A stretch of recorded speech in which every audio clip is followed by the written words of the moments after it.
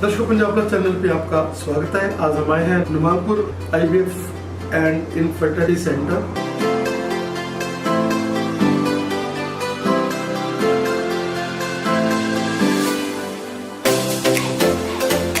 आजकल IVF जो है एक मॉडर्न प्रोसीजर है और इसमें काफ़ी सारे रिसेंट एडवांसेस भी हुए हैं।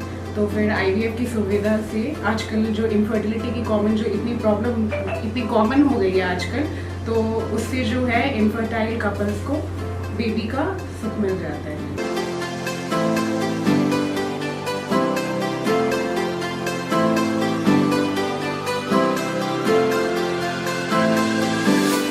दर्शकों, पंजाब प्लस चैनल पे आपका स्वागत है। आज हम आए हैं नुमानपुर IVF एंड इनफर्टिलिटी सेंटर, जिसमें हम लोग मिल रहे हैं डॉक्टर पूनम जी के साथ। सबसे बड़ी बात है कि यहाँ पर एम्ब्रियोलॉजिस्ट राउंड द क्लॉक हैं, जो एक बहुत ही बड़ा पॉइंट ऑफ पॉइंट है विक्रम जी के रूप में, जिन्होंने लंबी सेवा की है एज एम्ब्रियोलॉजिस्ट और बहुत लोगों को संतान सुख की प्राप्ति, चाहे पंजाब की बात कर लें, हरियाणा की बात कर लें, हिमाचल की बात कर लें, अभी राजस्थान में भी।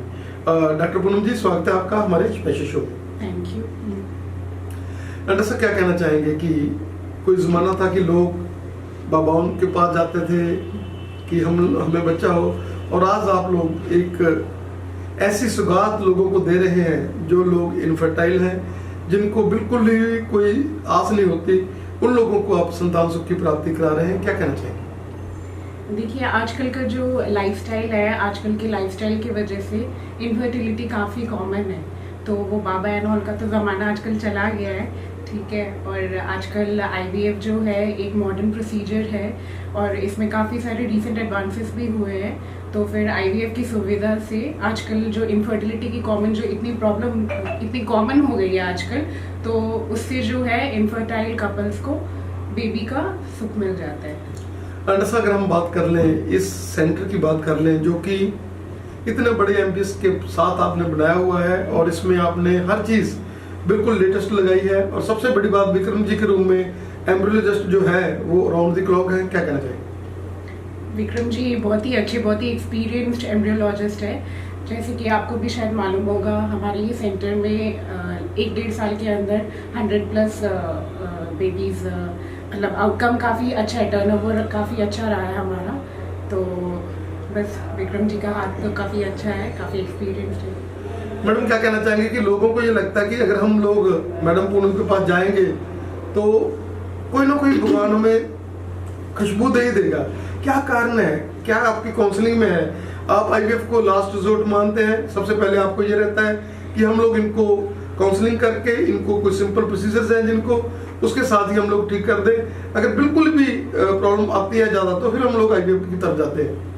IVF बिल्कुल लास्ट रिसोर्ट नहीं है। मतलब IVF से पहले हम जो ओव्यूलेशन इंडक्शन बोलते हैं, उससे जो है IVF में कुछ प्रोसीजर्स, इन्वेसिव प्रोसीजर्स किए जाते हैं। ओव्यूलेशन इंडक्शन में इनफर्टाइल कपल्स को हम पहले उनको जो है ऊपर नॉर्मल हमारे OPD में उनको दवाइयों से हम पहले बच्चा लगाने की कोशिश करते हैं। अगर उनसे नहीं लगता है तो फिर हम IVF में जाते हैं, ठीक है। और IVF जो है मतलब कुछ पेशेंट्स जैसे मतलब नहीं करवाना चाहते, क्योंकि आजकल कहीं ना कहीं वो टैबू, एक स्टिग्मा रहता है कि मतलब लोग सोचते हैं कि IVF से बेबी हुआ, तो फिर वो टैबू हमें रिमूव करना है सोसाइटी से, ठीक है। और मतलब काफ़ी लोग कॉस्ट की वजह से भी नहीं करवाना चाहते हैं, तो फिर आजकल IVF काफ़ी कॉमन हो गया है। क्या कहना चाहेंगे कि ये हॉस्पिटल केवल कंसीव में नहीं, उसके बाद प्रेगनेंसी तक, उसको जब तक वो बच्चा जन्म नहीं ले लेता तब तक उनके साथ अटैच रहता है, क्योंकि प्रीशियस बेबीज होते हैं और आप लोग उनको गाइड करते रहते हैं। वो आपके पास आते हैं, जितने मर्जी उसमें स्कैन्स हो जाए और हो जाए, और लास्ट में वो लोग बेबी यहाँ से लेकर ही जाते हैं, क्योंकि आपका मन ये होता है कि जो कंसीव कर गया हमारे से यहाँ पर, और उसको हम लोग संतान सुख की प्राप्ति यहीं पर ही आपको गाइड करके, उनको प्रोसीजर्स फॉलो करके, कोई ऐसी बात ना हो जाए जिसके साथ वो प्रीशियस जो हमारी कंसीविंग है वो कहीं कोई प्रॉब्लम आ जाए। हाँ जी, बिल्कुल, हम पेशेंट के साथ हमेशा रहते हैं। यहाँ से पेशेंट अगर एक बार बेबी कंसीव कर ले, उसके बाद हम ऊपर चेकअप करते रहते हैं, routine antenatal checkups regular intervals पे, टाइम टू टाइम उनका रूटीन जो एंटीनेटल स्कैन्स होते हैं, सारे वो करवाते रहते हैं हम, और फिर जो है हम पेशेंट को यहाँ से डिलीवरी करवा कर ही बेचते हैं। तो लास्ट मोमेंट पर जब पेशेंट डिलीवरी कर जाता है, एक हेल्दी बेबी आ जाता है, तो वो एक बहुत ही अच्छी फीलिंग रहती है। डॉक्टर क्या कहना चाहेगा कि ये बहुत ही एक ऐसा हॉस्पिटल है जिसमें 100+ बच्चे आप लोगों ने उन संतान सुख के लोगों को प्राप्ति करवा दी? हाँ जी बिल्कुल, पिछले 1.5 साल में यहाँ पे टर्नओवर काफ़ी अच्छा रहा है। डॉक्टर क्या कहना चाहेंगे कि आज का जो सिनेरियो है जिसमें पीसीओडी की प्रॉब्लम बहुत ज़्यादा बढ़ रही है और यंग गर्ल्स है जो हर 4th-5वीं लड़की को ये प्रॉब्लम आ रही है और आगे जाकर ये भी बहुत बड़ा जो है काज बन रही है, हार्डर बन रही है इनफर्टिलिटी में, क्या कहना चाहेंगे? पीसीओडी, जैसे मैंने पहले कहा, आजकल की लाइफस्टाइल की वजह से पीसीओडी प्रॉब्लम भी काफ़ी कॉमन हो चुका है। और पीसीओडी के कारण जिस वजह से लड़कियों को मेंसेस प्रॉपर्ली नहीं आते, मंथली टाइम टू टाइम नहीं आते, तो अल्टीमेटली इनफर्टिलिटी उनका एक बड़ा प्रॉब्लम रह जाता है शादी के बाद। तो फिर पीसीओएस पेशेंट्स के लिए भी आईवीएफ एक बहुत अच्छा ऑप्शन है। तो आईवीएफ में हम पीसीओडी पेशेंट्स को टाइमली स्टिमुलेशन देकर उनका एग रिट्रीव करते हैं, एंड देन जो वो नेचुरली कंसीव नहीं कर पाते बिकॉज ऑफ इरेगुलर मेंसेस, तो आईवीएफ से हम टाइमली स्टिमुलेशन देके एग्स रिट्रीव कर उनको भी हम संतान की सुख दे सकते हैं। मैडम, और उसके साथ साथ आप बहुत सारे जो यंग ब्लडर्स लड़के आते हैं उनको काउंसिल करके कि आपने लाइफस्टाइल ऐसा करना है, आपने जंक फूड्स नहीं खाने, और उनको आप जैसे काउंसिल करते हैं तो वो भी उसके साथ भी लोग काफ़ी जो बच्चे ठीक हो रहे हैं। हाँ जी बिल्कुल, पीसीओडी में जो मेन स्टे ट्रीटमेंट है, इनिशियल लाइन ऑफ ट्रीटमेंट हमारा लाइफस्टाइल मॉडिफिकेशन ही रहता है, जिसमें हम पेशेंट को बोलते हैं वेट रिड्यूस करने के लिए, junk food sugar foods avoid करने के लिए, योगा एक्सरसाइज वगैरह करने के लिए। तो काफ़ी हद तक अगर पीसीओडी वाले पेशेंट्स अपनी प्रॉपर लाइफस्टाइल जो है अच्छे से सेट कर ले, मॉडिफाई कर ले, तो फिर काफ़ी हद तक पीसीओडी रिजॉल्व हो जाते हैं, एंड देन आगे जाके उनको हमें हार्मोनल ट्रीटमेंट की ज़रूरत देनी पड़ सकती है साइकिल्स रेगुलर करने के लिए। ऐसा क्या कहना चाहेंगे कि आप जो भी इनफर्टिलिटी वाले आते हैं, आप कहते हैं कपल्स आओ हमारे पास, और कपल्स के लिए ये एक वरदान है हॉस्पिटल, क्योंकि डॉक्टर विक्रम जी की बात करें हम लोग, वो पुराने एम्ब्रोलॉजिस्ट हैं और कई बार जेंट्स के साथ थोड़ी क्लैरिटी ज़्यादा होती है और लेडीज़ को वो बता नहीं सकते। अब आप जब दोनों की काउंसिल करते हैं, वो क्योंकि लेडीज़ और जेंट्स तो बहुत सारी चीज़ें के बाद सिंपल रीज़न होते हैं, वही आप लोग रिमूव कर देते हैं और वो संतान सुख की प्राप्ति कर।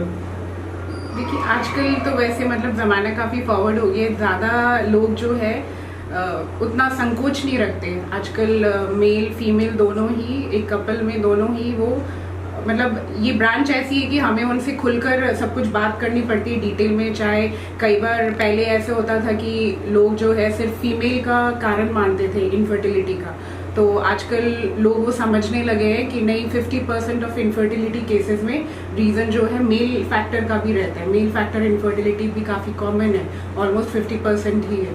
तो फिर उस हिसाब से हम काउंसलिंग करते हैं, कपल भी समझ जाता है, एंड देन आगे हम उस तरह से प्रोसीड करते हैं। मेल फैक्टर फीमेल फैक्टर जो भी कारण रहता है इनफर्टिलिटी का, उसके हिसाब से हम आगे मैनेज करते हैं। एंड साहब क्या कहना चाहेंगे कि जेंट्स हैं जो मेल इनफर्टिलिटी की हम बात कर लें तो वो बहुत जल्दी घबरा जाते हैं। 1-2 साल अगर बच्चा नहीं होता तो उनको प्रेशर सी सिचुएशन आने लग जाती है और वो गूगल से और चीज़ें ढूंढने लग जाते हैं।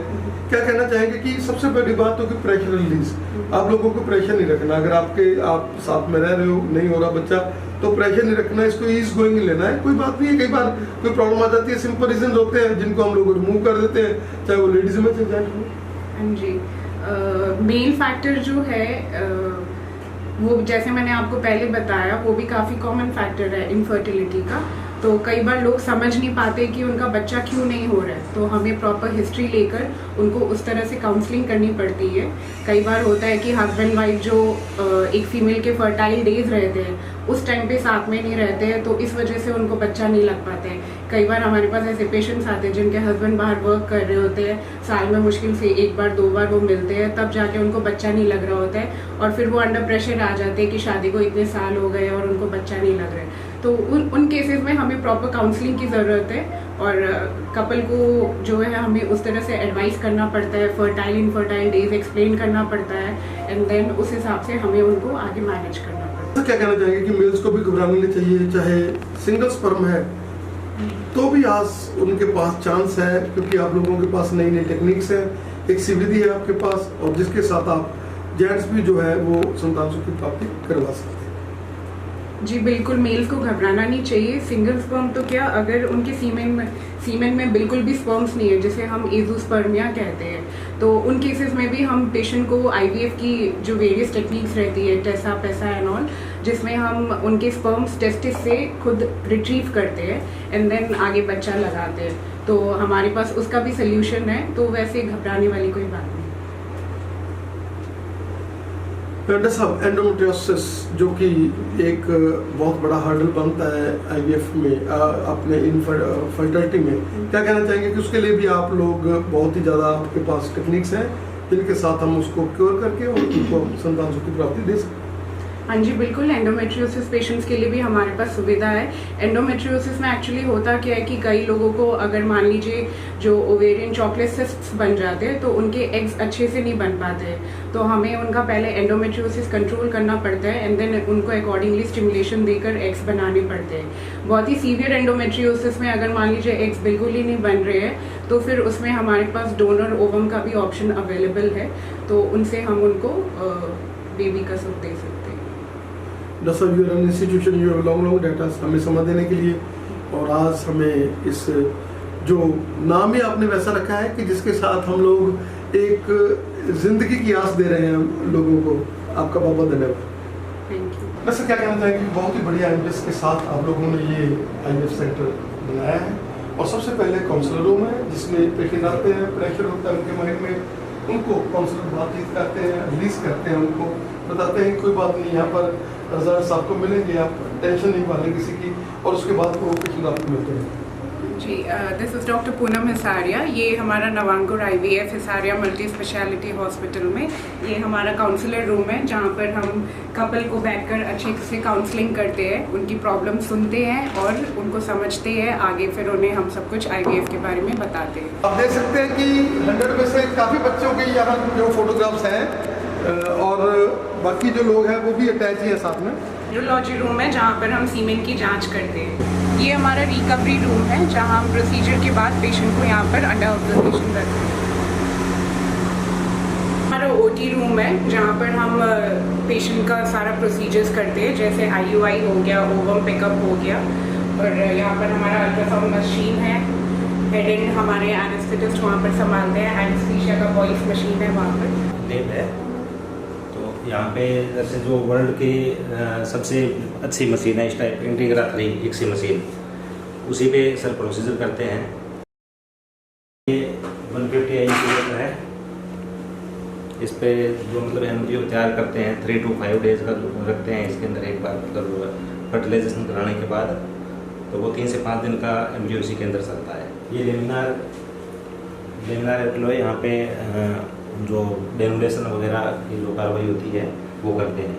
हमारा लैब यहाँ नवांकुर आईवीएफ में, ये हनुमानगढ़ का पहला लैब है। यहाँ पर जो आजकल के मॉडर्न टेक्निक्स है, पीजीटी, पीजीआईटी वगैरह, इक्सी एंड ऑल, ये सारे फैसिलिटीज़ अवेलेबल है, लेज़र हैचिंग टेक्निक भी अवेलेबल है।